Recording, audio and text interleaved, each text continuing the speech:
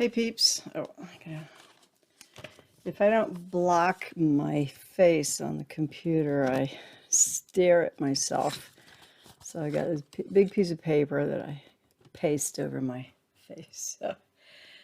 Okay, so what am I going to talk about today? I was watching a Joe Dispenza video last night that, I've been sort of tuning into him on occasion over the many years.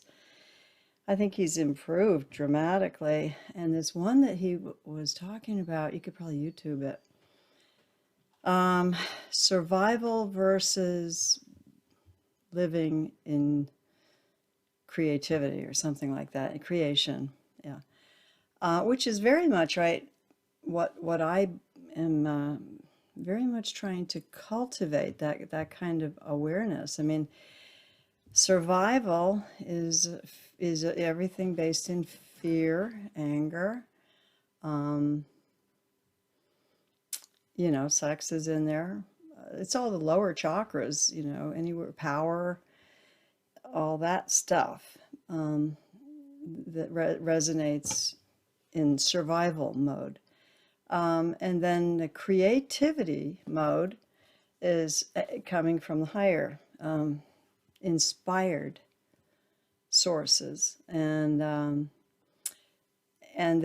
that's like wisdom and insights and understanding and a much bigger picture, kind of like as you go up. I think I did a video of this years ago about when you're really down in survival mode, you're like in the bottom of a murky pond, and you're rolling around in the mud and you don't know where your enemies are and you're on high alert.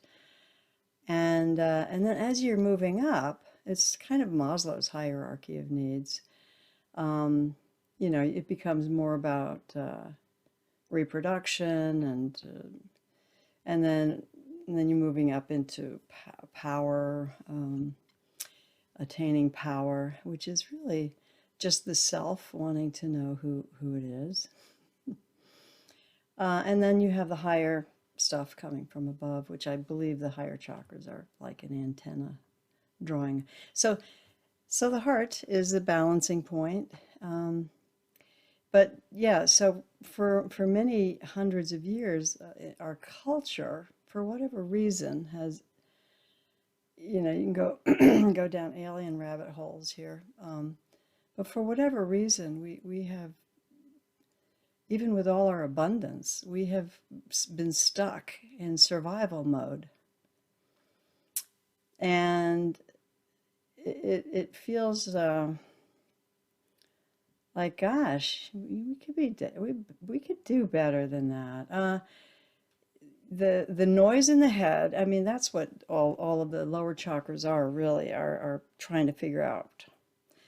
What's better, what's there, be alert and for all dangers. And so you have to be super aware, and your mind is very active.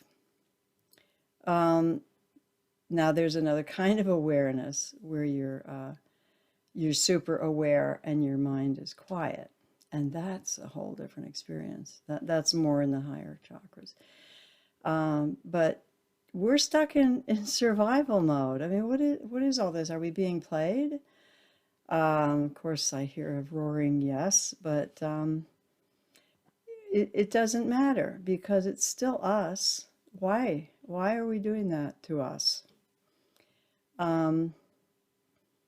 We can talk about the global elites and what they're doing, and they're addicted to power and all that, and then we have to say, well, how did it get there? How did we create this? It's like a ant hive, an ant colony. If the queen is not producing, then they don't feed her. I mean, so the question is why? I know that's a big question. Why are we doing this? And all I can come up with is maybe it's evolution, you know?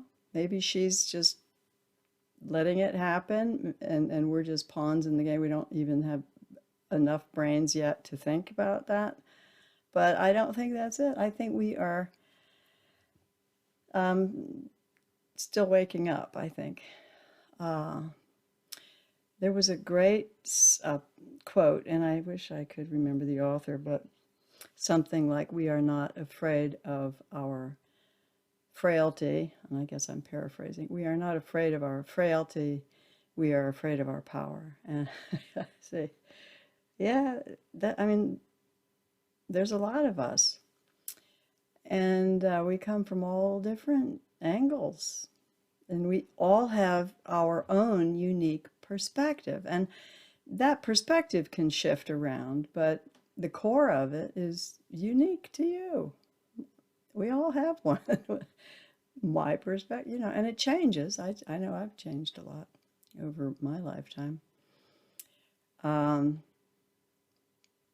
so then how do we go from survival mode, you know, scared, anxious, alert, you know, gotta have the news on all the time so we know what's out there.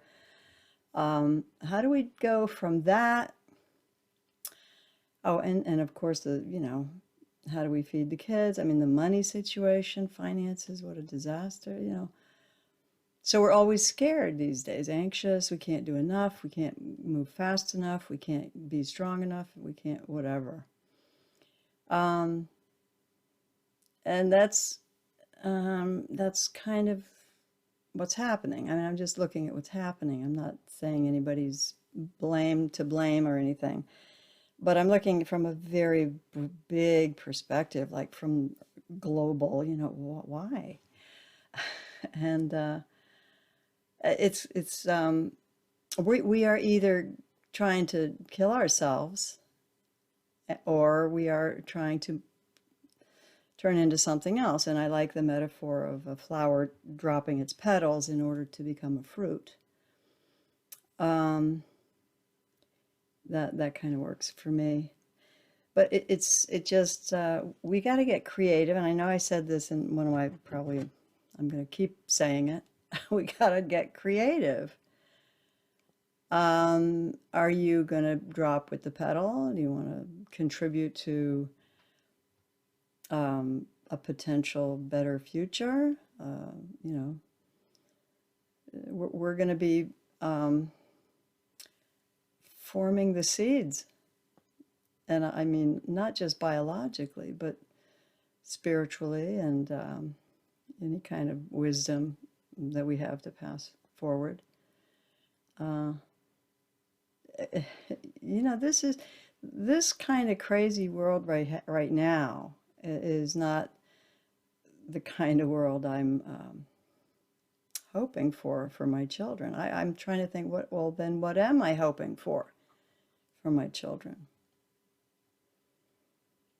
You know, I don't know. I need help. I mean, I think we all need to put our heads together and get creative. I mean, my business is creationcoach.com, which I've had since, you know, 1999, and I've many times over the years thought, gee, I got to come up with a better name, but I think now more than ever, it's perfect. um, all I hear around people talking about politics and finances and the latest shooting and all that, I'm hearing what's wrong, what's wrong, what's wrong. What do we want? We want to go back to the good old days? What good old days? I mean, I don't want to go back to my mother's generation. You know, my father was dominant, and you know, there was no women could barely vote. I mean, it looks sometimes like we're trying to move backwards. I don't think that's what nature wants. I mean, she's the boss. Applesauce, she made us, and everything else. And, or even just the universe. And, you know, and I'm not separating Earth from the universe. I mean, as above, so below. Um, so we want to figure out where we're going from. What do we want to just turn the whole world into Rastafarians? You know, do we want to turn everybody into, Catholics? I mean, what do we want? Wake up. I'm not hearing any good ideas. Now, I take that back. There's one person who I resonate with for trying to formulate a future, and that is Charles Eisenstein. And he's also here in the Appalachian Mountains, although not in Virginia. And to be honest, I don't know if he's still there. Um, I know there's a lot going down there in Asheville. I'll give you a plug, North Carolina. Um, and oh, just to give you, okay, so it's more about natural growing of food, permaculture, community, and I believe in all of that. He wrote a beautiful book called A More Beautiful World Our Hearts Know Is Possible. I think I mentioned that. And, I'm going to repeat myself a lot because I'm so in the moment and I meditate a lot and I don't care to remember what I said. So I just say what happens and we see what happens. So yeah, Charles is doing some wonderful work. I like his stuff. I mean, there's a lot of people out there with different approaches, and that's what we need. We need all the approaches. We are kind of lucky to have the internet, and I know it makes everybody transparent and vulnerable and invisible, or not invisible. But here we are, human beings together, all sizes and shapes and colors um, and sexes. A little bit of everything for everybody. And we've got to actually create almost 8 billion, not create, we need to acknowledge 8 billion, coming up to 8 billion perspectives and points of view and reflections of God. And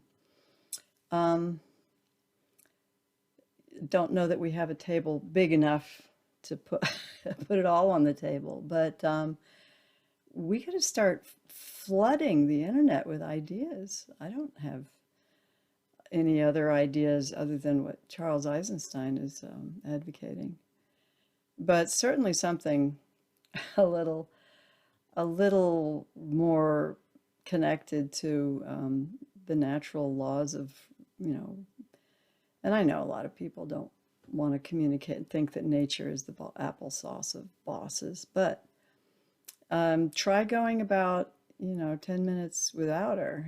That's oxygen. Oxygen is not ours. Um, I mean, some people can prevent people from breathing, but it doesn't come from anybody, um, or other than the trees. Uh, so, I mean, everything is coming and going. We're not, I said this yesterday, we're not a separate unit encapsulated. We are a continuum of everything, energy as well as bodily stuff.